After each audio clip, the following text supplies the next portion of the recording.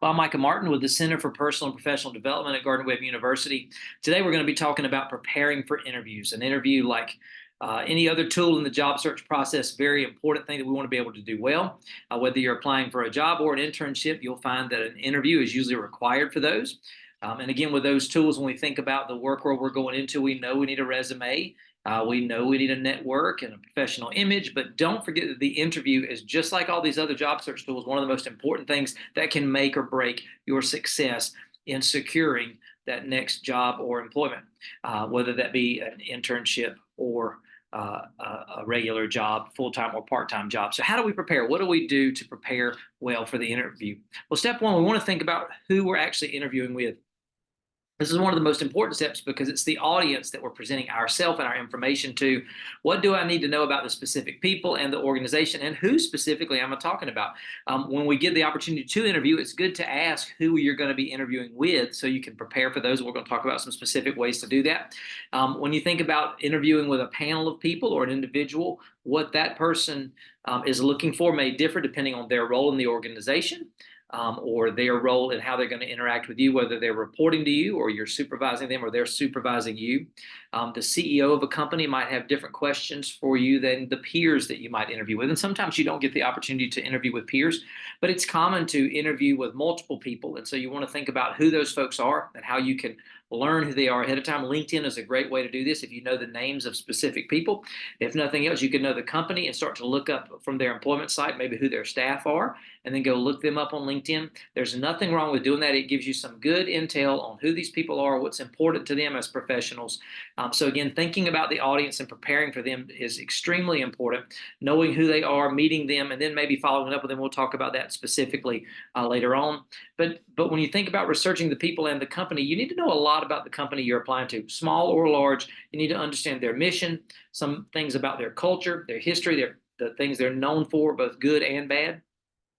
Some companies are great companies, but maybe have some things in their past that you just need to be aware of to either avoid talking about or to be aware of because they may need to be addressed during your interview. So knowing enough about the company, and again, doing this homework is up to you to do before the interview itself. But use their website. That's where you're going to find out about their mission and culture. What are they known for? What's the most important thing to the people individually, but also to that company expressed through their website? What do their customers think about who they are, and what matters to the customers that use their products, services, or experiences that they create? What do you have in common with these folks? And you may have some professional background, or maybe you went to the same school or majored in the same things that they did. But having some of that information so you can make some instant connections would be really important there. Knowing industry lingo and sounding professional as you interact with them is important. So knowing enough about the culture. If you're applying to a nonprofit, some of the things that a nonprofit organization may do might be different than the way a corporate company in the private sector like Coca-Cola or Pepsi might do. So again, knowing some industry lingo and being educated and sounding professional when you talk about that company is really important.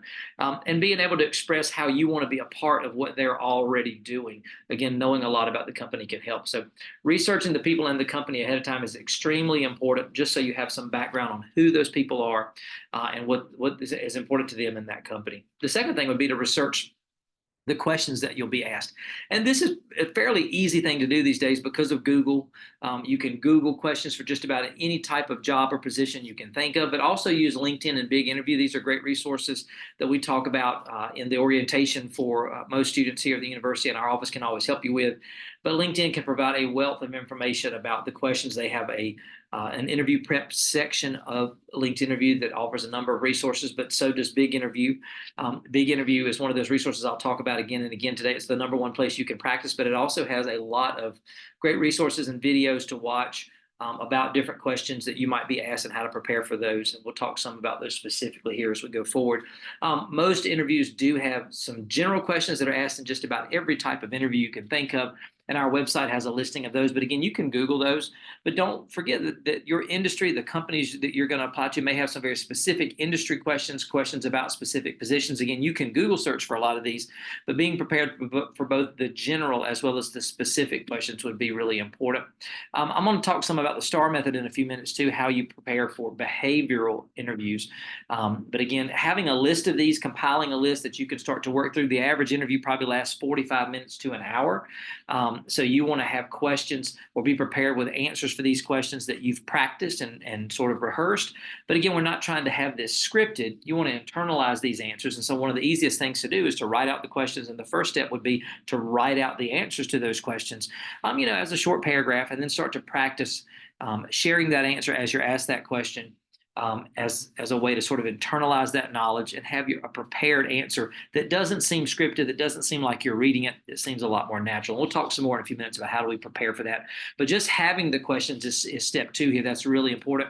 Regardless of the interview, you think about most interview questions, if you could sort of boil them down to a sort of core things they're looking for, they want to know if you're just as committed as they are to this role you're about to interview for. Are you competent? Do you have the skills and the qualifications they're looking for? They'll ask questions that get at how you communicate. And is your communication clear and accurate and honest? Your references can probably attest to that too. You're going to get asked questions about teamwork that reflect your willingness to collaborate and what your skills look like when it comes to working with a team of people. And you may even get questions about your coping skills. How do you deal with a stressful day? What do you do to recreate? How can we make sure that you come back on Monday when we've had a stressful week the week before? So again, a lot of the questions you're being asked in an interview are about trusting that you have great skills in these areas.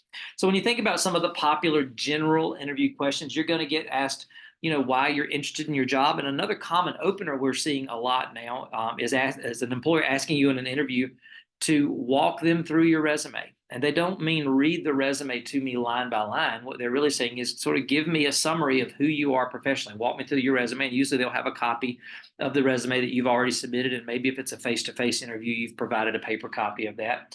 They may ask you things like, how do you handle stress? What are your goals for the future? Some of those typical things you may find. They'll say things like, tell me about yourself. Describe your work style. What are you passionate about? Again, relative to the job. And of course, you'll get the questions about your strengths and weaknesses, and we'll talk some about specifically answering those. But again, generic questions are a part of every interview. Though they seem generic and maybe a little cliche, they are still very important, and you want to make sure you have great answers to those going in. Let's talk a little bit about behavioral interview questions. These are very popular right now, where an employer will ask you to share an example of a time you were immersed in a situation that reflects some of the skills they're trying to see that you bring to the table for the job in question. And these behavioral interview questions a lot of times will hinge on examples you'll share and how you acted or reacted in a situation. The STAR method is a great way to prepare for these, and you may even find that some companies will reach out as they tell you to prepare for interviews and to know something about the STAR method. And the STAR method is an acronym that stands for situation, task, action, and result. The STAR method is structured. It's a structured manner for responding to behavioral-based interview questions by discussing those specific situations, tasks that you used in those situations, and actions that you took. And then most importantly, the result. What was the result of your work? Why does the impact of your work and handling it the way you did matter? So they want you to share some real-life examples. And it's also nice for your references to be able to corroborate these stories, these examples, share instances where they back that up. So with the STAR method, you want to explain the situation so the interview understands the context with good examples that you're giving from previous work experience or maybe things you've done while you're in college. You'll talk about the task and the problem, what it was, the challenge that you took responsibility for, how you sort of planned and strategized to complete that thing. Then you'll talk about what you actually did and the skills you used to accomplish it, and then talk about why that result was hopefully a good result and why it matters. So that's the STAR of the STAR method. And again, expect to be asked to share specific examples in interviews, and that STAR method is a great way to prepare for those, have that 4-part answer there.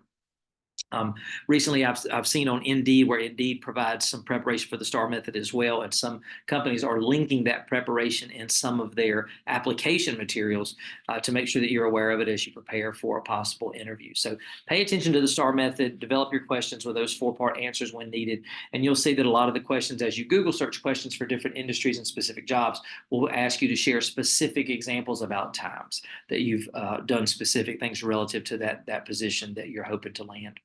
So how do we answer the interview question? What is our greatest weakness? This is a very common question. You're going to get asked about your strengths and weaknesses. And the most cliched thing we hear is, well, I'm a workaholic. I bite off more than I can chew. I have trouble saying no. These are bad answers for this question. We don't want to answer those things, but we also don't want to answer it in such a way that we share a skill or qualification that we're not very strong in that might disqualify us as a candidate. So we want to be very careful about that. We want to talk about things that we've grown in over time, things that we've become better at, something we've improved on. And you can share a story where you found something challenging relative to this type of work, and you've been working maybe with another person or very self-aware to start to become better at that thing and improve. Maybe you've taken specific steps towards building that specific skill.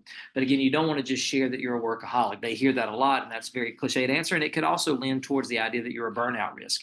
So when you think about answering this question, share an example of how you've been actively working to overcome something that you've identified as a barrier to performance in previous or current experiences. And it needs to be relative to that job. But again, you don't want to share something that's going to disqualify you or make them think you're not skilled enough to be a viable candidate for that job. Talk about the progress you've made, how you've seen it get better. And this would be another great thing to make sure that the answers or the things that your references share would sort of align with this too. They can share a similar story or maybe the same story for consistency's sake. With that too, you're going to be asked about your strengths. And sometimes we have trouble talking about our strengths because we don't want to sound boastful. But this is a great way to talk about how you're highly qualified and skilled, or maybe even expert in a particular thing. It shows your self-awareness.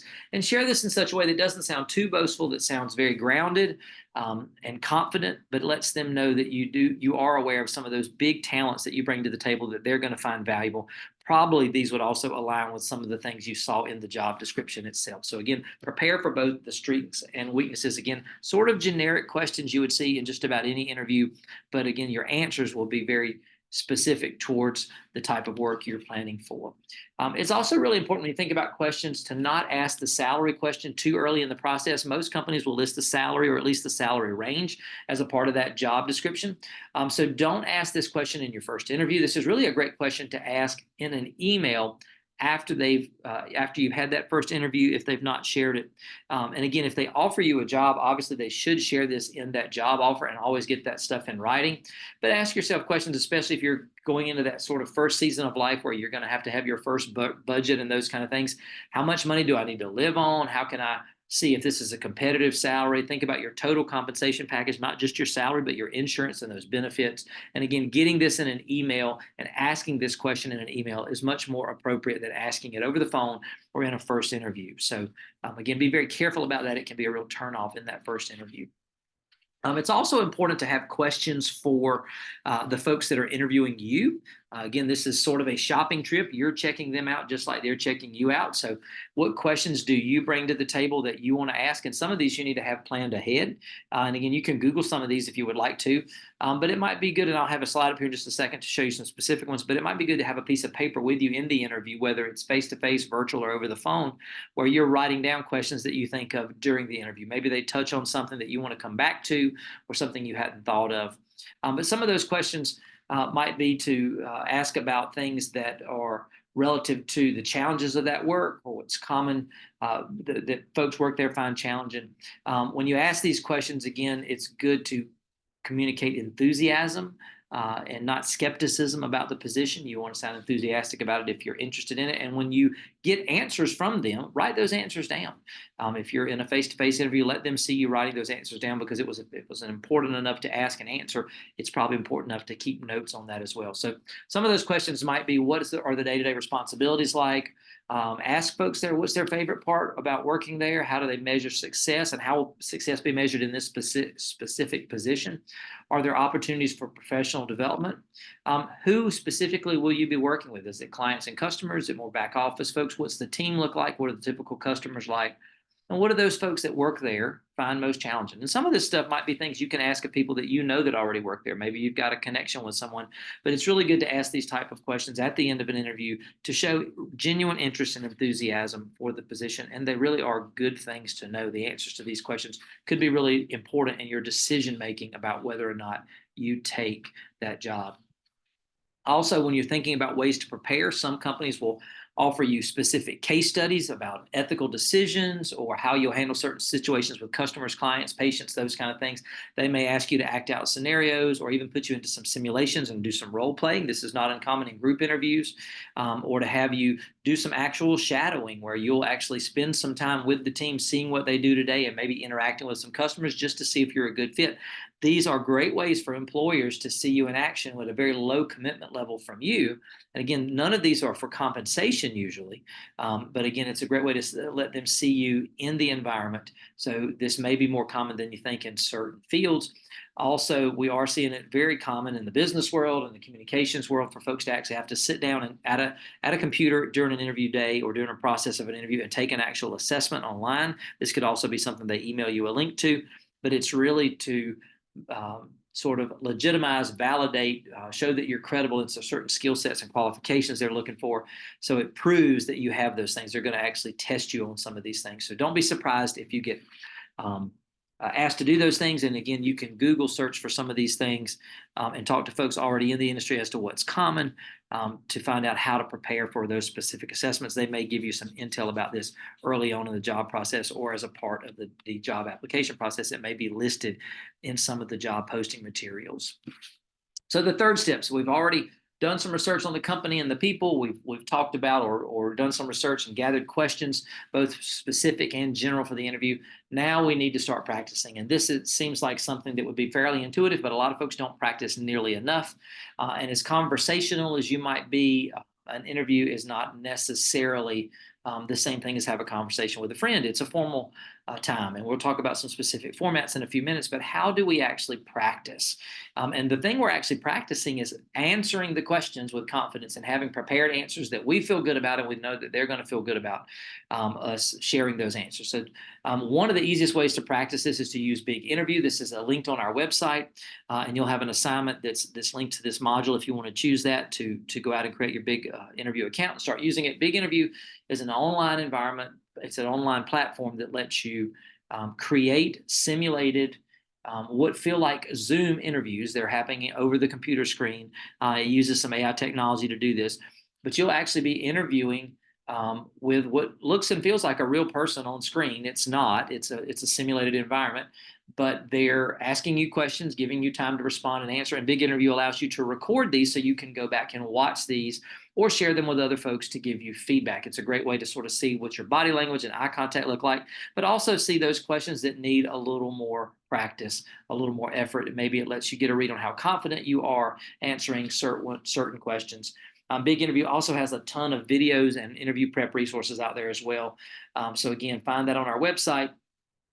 Check that out. You've already paid for that as a student, so using that service would be really important. I know some students that'll do a recording out there and share it with us so we can give them some feedback on it. But this is an easy way to do that on your own, individually, on your own time, to start preparing and practicing those interviews and really seeing yourself on camera and how you answer these questions. We'll give you some real insight onto what you need to continue to practice most. It's good to have your answers prepared ahead of time so you can do that well.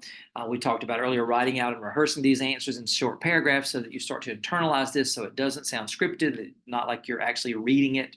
Because again, if you were in a face-to-face interview, you certainly wouldn't do that. It also might be good to rehearse these in the mirror to see how you can build your confidence and make more eye contact with yourself. What do you actually look like answering these questions? But it's also easy to sit down with a friend, give them the questions and the answers, and have them ask you the questions and you answer that for them and get their feedback on the ones you need more help with.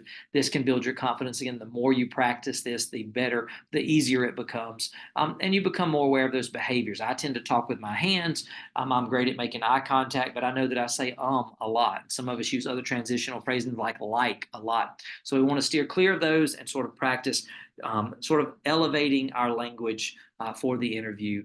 And we'll talk some about practicing the appropriate formats because, again, that is also important. The way you might behave in a Zoom interview or a phone call, a phone interview, could be a little bit different than how you might behave in person. So we want to think about the format as well when we practice. So let's talk about preparing for the format itself.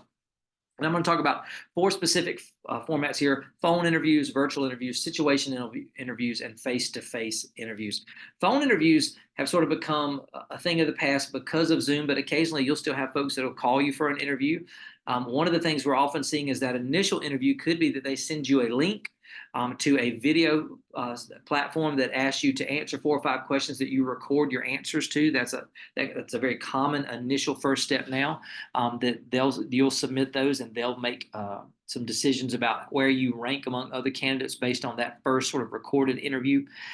But initially, a lot of times we'll still have a phone interview where they may call you and want to ask you a few questions, and if you sort of move through that process and are selected, you might get called into for a face-to-face interview. With both the phone interview and a virtual interview like over Zoom, one of the most important things to do is to have control of your environment.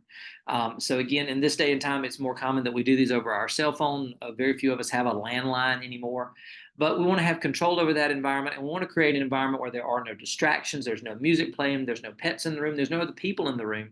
We want to be in a room by ourselves, having full access to our phone, and also making sure that we have a good connection there, that it's a quiet environment. Maybe have a glass of water there. If your throat gets dry, have a piece of paper to take notes on, those kind of things. Don't eat or chew gum or even drink coffee while you're doing this.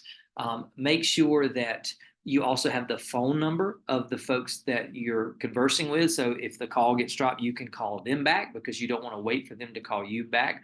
And I've even known folks that actually dress professionally for a phone interview because it makes them feel more formal and they sort of behave a little more professionally because of the way they are dressed. So phone interviews still may be an important thing. I think it's really important in a phone and virtual interview to have a cheat sheet, and I'm going to talk more about that in a few minutes, but to have some notes there that help me answer these things well that the other folks on the line can't see. Totally an okay thing. It's a normal thing to use as sort of a security blanket when you're doing your interviews. So for phone interviews, make sure that you have control of that environment. If the phone number gets disconnected, have their phone number as well. Ask for the names of the folks you're speaking with. You may be on your end of the phone, the only person in the room, but on their end of the phone, they may be on speakerphone with 4 or 5 people around a table. So get the names of the folks there so you can follow up at least with an email to say thanks to those folks. When you're addressing them as they ask you questions, try to address them by name. They may say, "Hey, this is John," and then they ask you a question, and then refer back to them. "Thanks, John. That's a great question." So call them by name, make that human connection. Again, have a glass of water, pen and paper handy if you need that. Video interviews have become the phone interview. They've taken over as sort of that initial interview that we see most companies choosing to do now because of the success and usage of things like Zoom and Microsoft Teams, and some of these other video conferencing tools. They've really made that first interview easy to do over the screen. So it's good to practice these. And if you use Big Interview, it is like practicing a Zoom interview. It's really important in these to obviously be dressed up, at least from the waist up. You want to be dressed up. Everything that they can see in that environment needs to be non-distracting and professional looking. We tend to say to steer clear of using some of those sort of built-in fake backgrounds that Google provides. Just have a plain or very nondescript wall or decorations or bookshelf behind you so that it's not distracting for you or the person viewing you. It's good to have the cheat sheet. And again, I'll talk more about how you design that in a few minutes. Have a glass of water handy. Have some pen and paper to jot some notes down on, and make sure you've practiced this. I mean, one of the great things about using Zoom and Big Interview is you can practice these on your own. If you get asked to do something as part of the interview that is where they're asking you to share your screen using Zoom, you need to know how to do that. So having practiced that is really important. So again, getting some practice with that, recording yourself, answering those things over Zoom and watching them, just as easy to do as using Big Interview. But again, this having the ability to practice that will just make you more confident at that over time. You are definitely going to have some sort of video interview at some point in the job search process. So make sure that you're practicing that using those tools. When you have a virtual interview like that, I think it's also important to have, again, not only control of the environment and have a quiet environment that you know nothing can go wrong in, and have no minimal distractions in. Have the phone number of the person that you're reaching out to there in case you get disconnected. You want to test your internet strength too to make sure that it's good there. If you're doing this in a public place where you don't have control over, that may be a little risky. So it's important to be careful doing that. And if you can, ask to see everyone that's on the call with you. Since this is not a phone interview, but you are face-to-face, make sure everyone has their screen on. Make sure they can all see you. Dress as if you were there, look professional, and again, practicing using those tools. You don't want to get on the Zoom call and have the mute on. You want to make sure that your audio is being picked up and that you're being recorded. If you're being recorded, that everything is easy to hear. Create an interview cheat sheet. This is really important. Making sure that you have an interview cheat sheet there. If you're virtual or over the phone, you have control of that environment. You can have the wall covered, of the wall that they can't see from your camera, covered with notes. It doesn't matter how large or small, as long as you can access them. But the idea here is that you've got some text somewhere that helps trigger and makes you feel a little more confident about asking some of those questions. You don't have it scripted. You don't have long paragraphs where you can see them to try to read them during the interview. But maybe for specific questions, you've jotted down some notes that are very visible, easy to read, and you've posted on the wall above your screen, so that when you do get asked a specific question, if you need a little push, a little nudge in remembering how you want to answer that question, that cheat sheet is there. You may also want to post the questions you want to ask them on a cheat sheet and have those up above on the wall or somewhere where, again, it looks like you're looking at the screen, but you're also able to see those questions. So again, don't feel funny about doing this. This is actually a really good tool to make sure you have everything you need in that interview and to build confidence. But again, you're not reading these. It's not scripted. It should not sound as though it is as you answer those questions. So I would highly encourage you to have an interview cheat sheet as you go into this. Situational interviews. So in addition to the types of interviews we've already talked about, phone and virtual, situation interviews often happen when maybe you're getting asked for a second interview and you go on site, and maybe part of that interview day you're getting to meet with different folks. But it could be you also have a meal with some of those folks, or you participate in some activity. Job shadowing could also be a part of that. But you want to make sure that you know up front if this is going to happen. It could be a meal or an activity. It could be a networking event where somebody's invited you to sort of have a pseudo interview as they sort of very casually introduce you to some colleagues or something like that. Sometimes group interviews are possible in certain industries as a first step interview. Testing presentations, even job shadowing could be a part of this. You want to prepare for those ahead of time, and usually they'll tell you those kind of things ahead of time. If they're asking you to prepare a presentation, you need to have rehearsed that presentation and show up ready to do that, show up knowing how to use the technology. But if it's a meal or an activity, something like that, you want to make sure that you're not ordering inappropriate things. You don't order the most expensive thing on the menu. You want to be at ease with answering some questions in between eating your food. You don't want to be eating your food and trying to answer those questions with a mouthful of food. You want to make sure that you avoid alcohol in these situations as well. Again, sometimes the situation itself could be a test for fit with that employment. So again, thinking about how you behave in each of these. And there's a lot of things on the internet to give you tips about how to prepare for these. But again, these could be possible things. Not everybody will face these in a job search process, but some folks may. So the big one, face-to-face interviews. We know at some point we're all probably going to be on site in a room with people around a table being interviewed. These interviews could be, the actual visit could be half a day. Where you're having to interview and interact with multiple people and do multiple things. But the face-to-face interview itself is usually around an hour. It could be individually, could be with a group. Things to think about ahead of time, and we'll talk some more about this in a few minutes, but preparing for the location so you arrive well early. You may have to go through security when you get there. Think about your attire. Dress for the weather just as much as you dress professionally. If it's hot, wear clothes that you'll be comfortable in, but also look professionally. And if it's cold, the same thing. If it's raining outside, carry an umbrella, those kind of things. You also want to think about your body language. And be socially aware here. You may be going into an environment where you've already met some people or some people that work there. You can't be too chummy with these folks during the interview. This is still a formal thing where, again, you may be measured by people who don't know you well. And so your comfort level could be a good thing to build your confidence, but you also want to make sure that the formality is still there. So let's talk about how we prep for the day of. So let's say I'm going into that day of face-to-face interview. Well, you've already contacted them and expressed interest. You've confirmed your details a couple days out. You know where you're going. Maybe you even drove there already to prepare to make sure you understand how to get there, and maybe have a backup plan for if there's bad traffic or you get rerouted.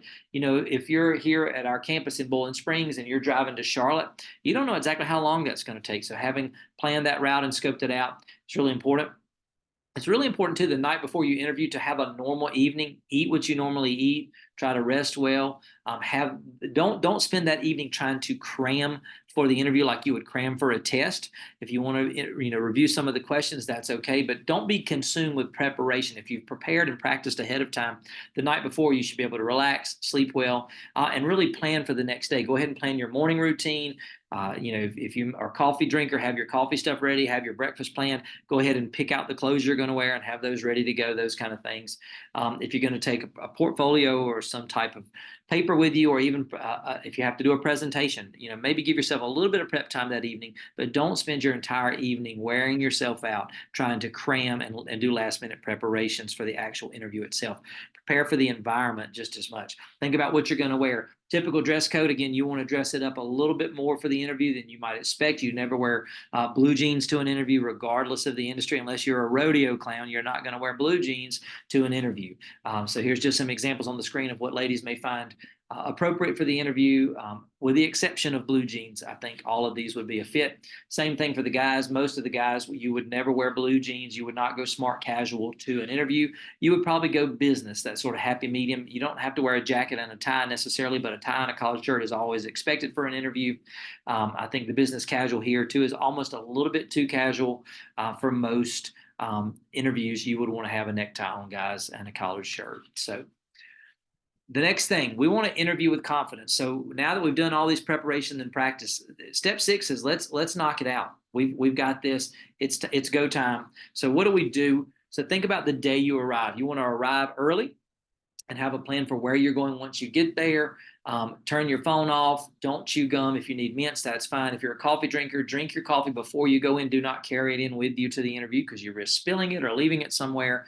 But when you get on site, the first thing you need to do is check in with the people that are there to make sure you're in the right place and that they know you're there and they're early. And I think it's a good idea too. Go in the restroom, look yourself in the mirror, check your appearance, get your composure, sort of get that last minute sort of confidence boost if you need to. They may offer hospitality by offering you coffee or water or even a continental breakfast. Who knows? But if you're there, it's probably best not to eat in those moments. You've already done that and you're ready to focus on the interview and meeting people. It's okay to shake hands and talk to people that are there. You may find that when you get in the lobby, there's other people there interviewing as well. So again, talking to these folks, but not being sort of overly talkative or emotional in those moments is really important. They may give you some forms to fill out or ask you to follow some specific directions. Please make sure you do those things. That's usually an important thing, or they wouldn't ask you to do it. And, sit there and wait patiently. They'll be with you, shortly now that you've arrived and it's go time. During the interview itself, pace yourself. It's okay during the interview if you need to stop and say, that's a great question. Let me think about that for a second.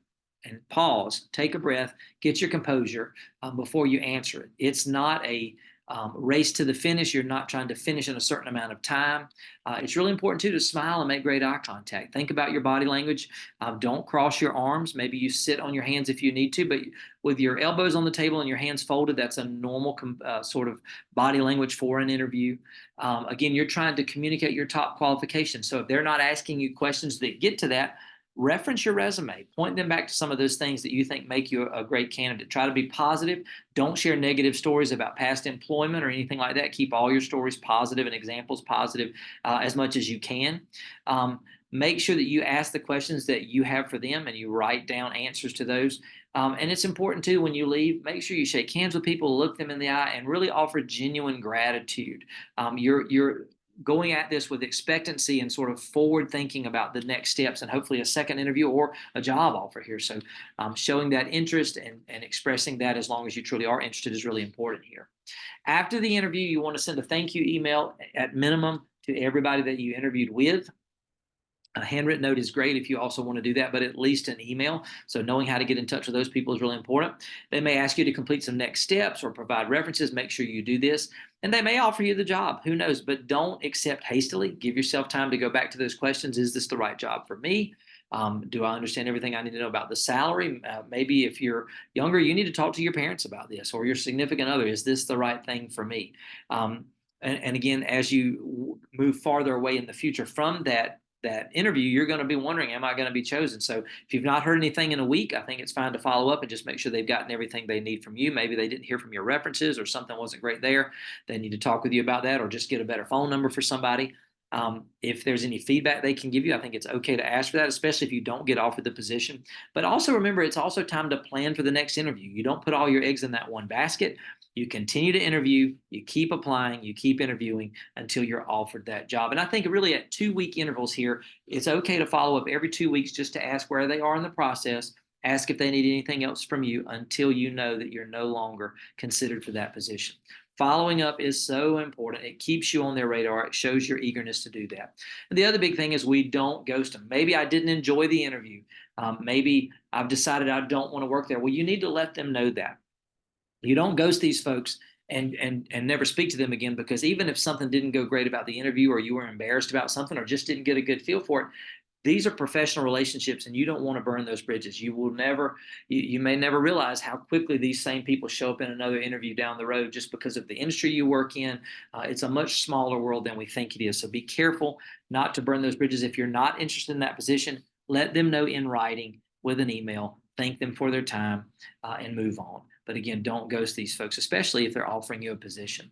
So some resources to think about. I've mentioned Big Interview. That's the #1 practice resource we have out on our website too. If you go to the career homepage off at gardnerwebb.edu/career, you can see under that tab lots of professional development resources, but there's a whole section on interviewing. There's lots of practice questions out there. You can use Zoom just like you can Big Interview to practice those things. And I think it's really important to practice in person with a friend. Practice the different formats, because again, practicing for a face-to-face interview is different than practicing for a phone interview. So it's okay to do that. Also, remember to follow us on GW Career on Instagram. We've got lots of great resources and information. It's a place where we post a lot of stuff that would be helpful to you. And anytime you need our help, don't hesitate to reach out to us. It's easy to get in touch with us. The word career@gardner-webb.edu. Well, thanks a lot. And if you have questions, please let us know.